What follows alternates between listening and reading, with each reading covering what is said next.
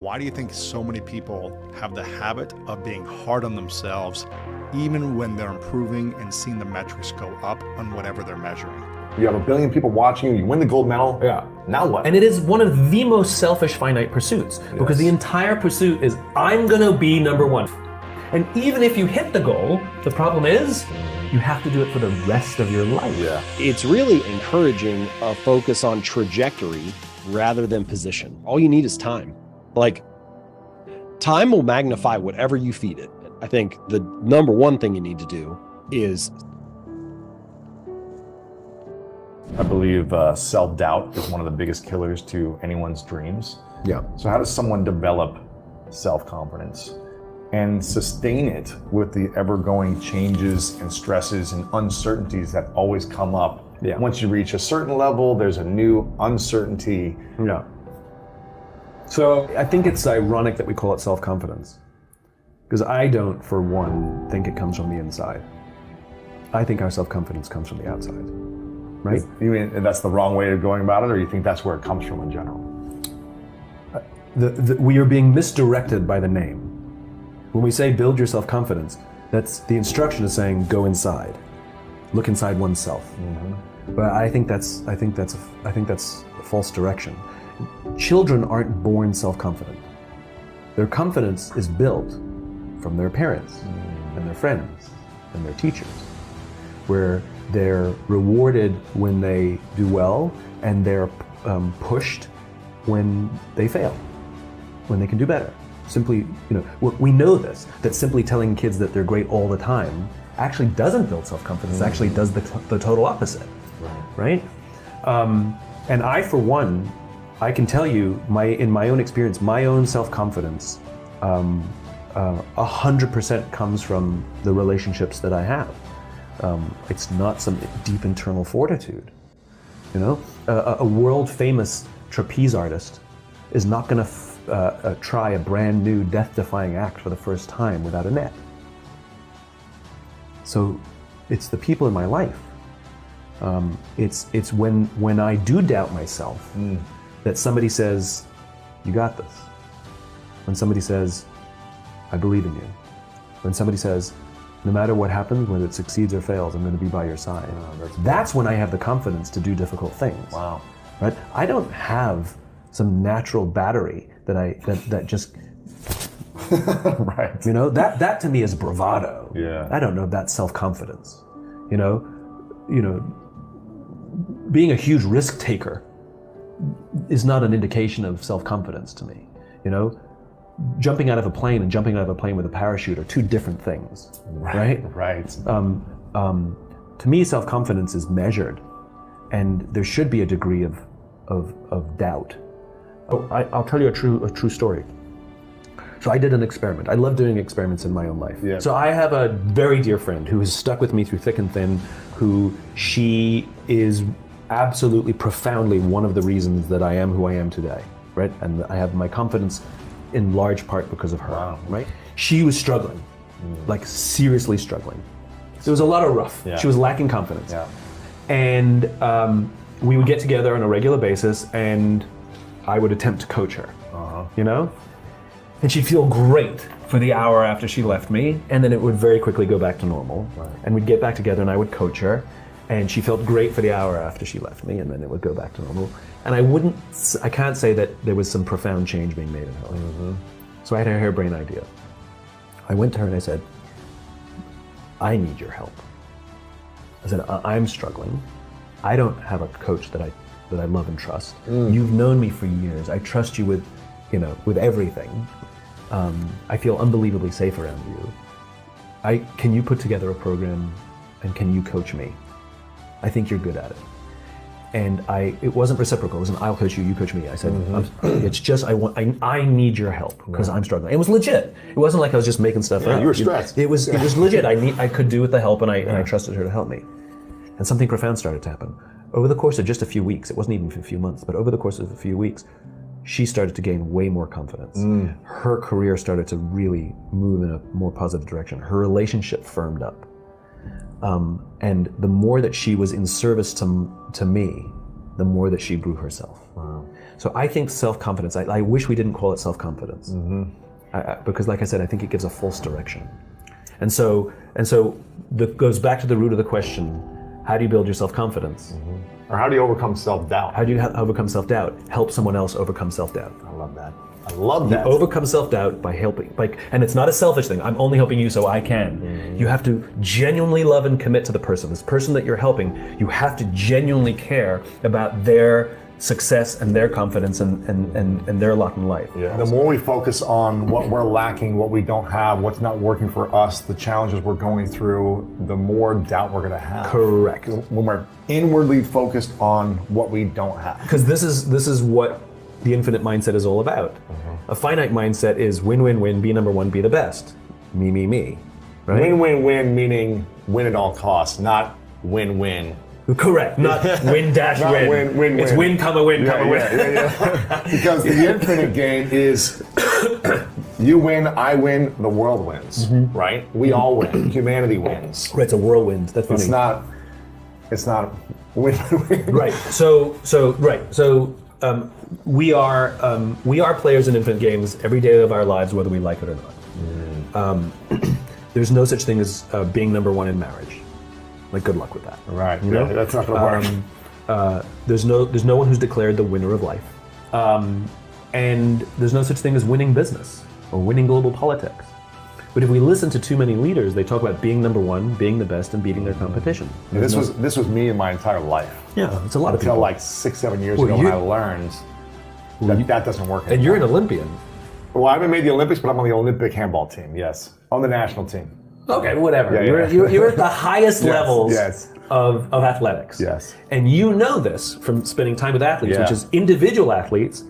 I know, it's all about right? Where winning. Team athletes tend to be a lot healthier. Yeah. So like individual athletes, when they reach the top of their game, Michael Phelps, Andre Agassi, they become the greatest in the world. The next thing that happens to them is depression, Yep. right? Yep. Whereas team athletes, you win the World Series, you win the Super Bowl, it doesn't, like, deep depression is not the next thing that happens. Some people maybe, but not in general. It's not in general. And the Olympic athletes are such a unique, and I talked to a bunch of them for this Especially book. the gymnasts who are like 16, you have 1 billion people watching you, you win the gold medal. Yeah. Now what? And it is one of the most selfish finite pursuits because the entire pursuit is I'm gonna be number one. And there's an imbalance. Yes, finite games are very important. Finite games and finite objectives are essential in an infinite game, right?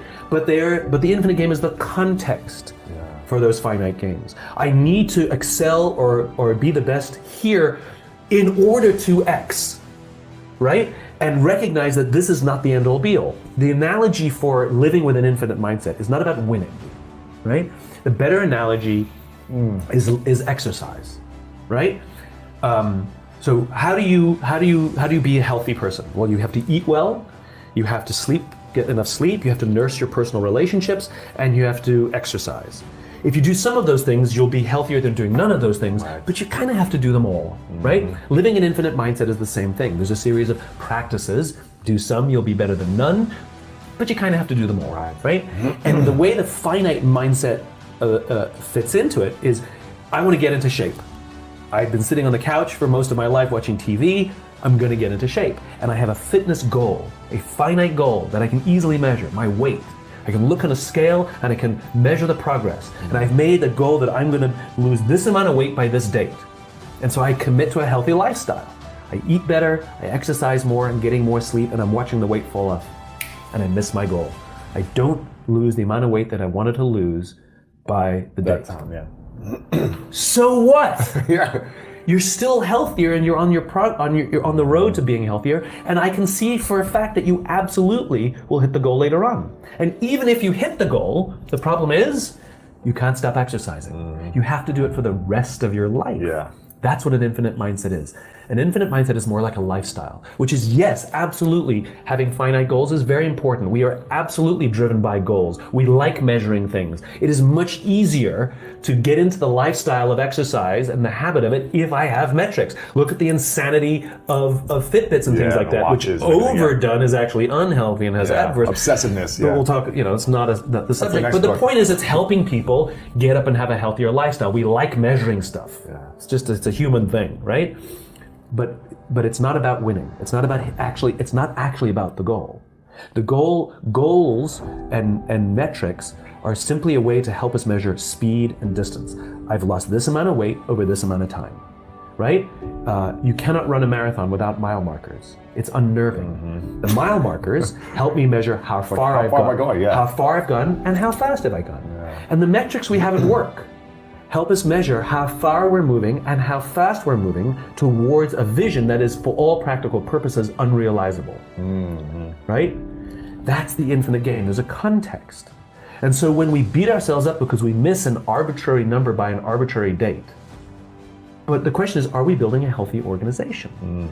And I would rather organizations do all the right things to build a healthy organization, even if they miss arbitrary dates. People are listening to this, watching this, thinking about how they can transform their lives and better their lives. What's something over the next 7 days that they should be thinking about with their habits to make this happen? Yeah, great question. I don't even think it needs to be 7 days. I think it can be 5 minutes. You know, like you can do a lot with 5 good minutes. Like 5 good minutes of exercise will reset your mood. 5 good minutes of writing will make you feel totally different about your manuscript. It's like now the project's moving forward. 5 good minutes of conversation will restore the relationship and, you know, get people back on track. So 5 good minutes can do a lot. And I think you can scale it down that small and just ask yourself, you know, how can I live 5 good minutes? You know, how can I, like in a sense, each day is a small lifetime. And how can you live a good life today? That's really all you got to focus on is, can I have a good day today? And then you can wake up again tomorrow and do the same thing. And this idea of getting 1% better each day, it's really encouraging a focus on trajectory rather than position. You know, there's so much discussion about position in life. We have all these different ways of measuring our current position. Like, what's the number on the scale? How much money's in the bank account? What's the current stock price? We have all these different ways of analyzing what our current position is. And then usually when we get that number, whatever it is, there's kind of some sort of judgment that happens. You know, it's, oh, I'm not where I said I wanted to be yet, or we haven't achieved what we said we wanted to achieve. And what I'm encouraging is to say, listen, measurement's fine. It can be useful, but just for a minute, let's set that to the side and stop worrying so much about our current position and focus a little bit more on our current trajectory. You know, is the arrow pointed up and to the right, or have we flatlined? You know, are we getting 1% better or 1% worse? Because if you're on a good trajectory, even if it's just for the next 5 minutes, you know, then you're on the path where all you need is time. Like, time will magnify whatever you feed it. You know, if you have good habits, time becomes your ally, and that trajectory will carry you forward. And if you have bad habits, time becomes your enemy. And every day that goes by, you kind of dig the hole a little bit deeper.